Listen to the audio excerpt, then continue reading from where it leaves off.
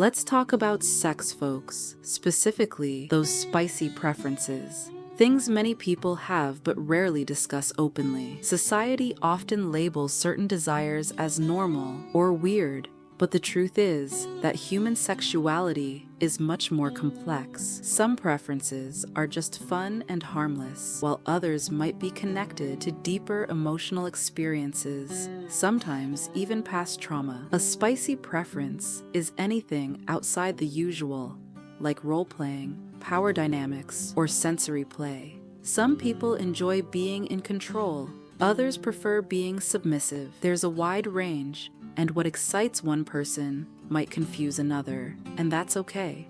The key point is these preferences aren't inherently bad or harmful.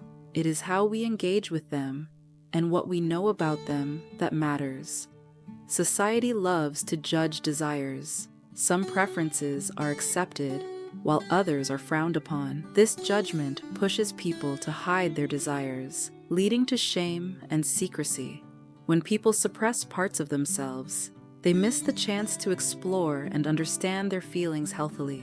This can lead to unhealthy behaviors or emotional distress. Open conversations and safe exploration allow individuals to understand their desires without shame clouding the process. When preferences are linked to trauma, especially those involving control or fear, may be due to past trauma. For instance, research has indicated that people who have been subjected to certain forms of abuse or neglect may develop preferences that reenact certain aspects of those experiences, but in a controlled manner. This doesn't mean they want to relive their trauma. It's often a way to take back the power from something they had no power over. However, it is important to acknowledge when a preference might be hiding unresolved problems.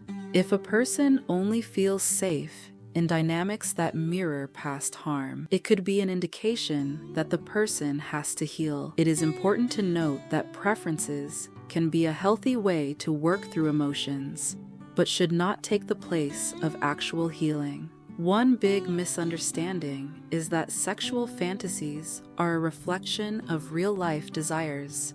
That's not always true. Perhaps there is someone who fantasizes about certain situations but has no desire to experience them in real life. It is important to distinguish between thoughts and actual desires. Not every fantasy should be acted out. Some are best left in the imagination. The issue is when people do not consider their thoughts and act on their impulses without knowing where they come from. At times, what we call preference could be a way of avoiding other issues. A person may participate in high-intensity sexual activities in order not to deal with their actual emotions or unresolved trauma. Again, the preferences themselves aren't the problem. It is the reasons behind them that matter. Are they an expression of pleasure and self-discovery? Or are they an escape from something we don't want to face? That's the real question.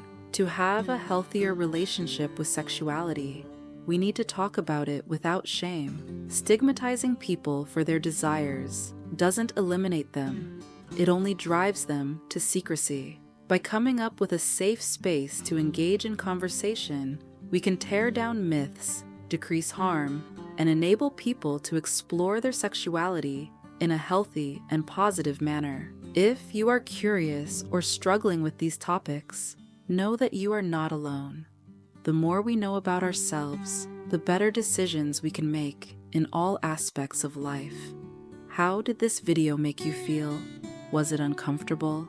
Do you have any thoughts to add? Feel free to put them in the comments, and let's keep the conversation going.